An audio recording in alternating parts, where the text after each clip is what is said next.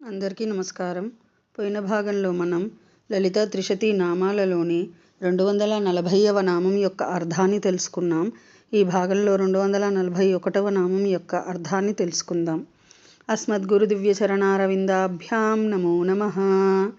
అశేషజనమోహినీం అరుణమాల్యభూషాంబరాం జపాకుసుమభాసురాం జపవిధౌ స్మరేదంబికాం. శివాయ గురవే నమః. శ్రీ గురు పదాంభుజములకు సభక్తికమైన ప్రణామాంజలి సమర్పణతో లలితా త్రిశతి నామ సంఖ్య 241. ఓం కకారిణ్యై నమః. ఓం కకారిణి. ఇది 4 అక్షరముల నామము.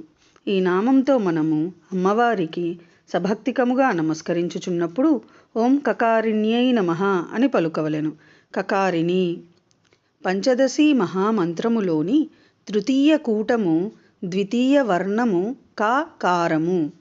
ఆ కారము అవయవముగా వాచక శబ్దము కలది అని అర్థము.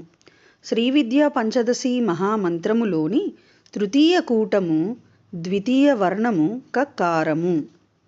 ఆ కకారము అవయవములుగా కలది, వాచక శబ్దము కలది కాన శ్రీ లలితా పరాదేవత పరమేశ్వరి పరాభట్టారిక జగన్మాత పరాశక్తి శ్రీ లలితా మహాత్రిపుర సుందరీదేవి కకార రూపిణి అని అర్చనీయము అగుచున్నది.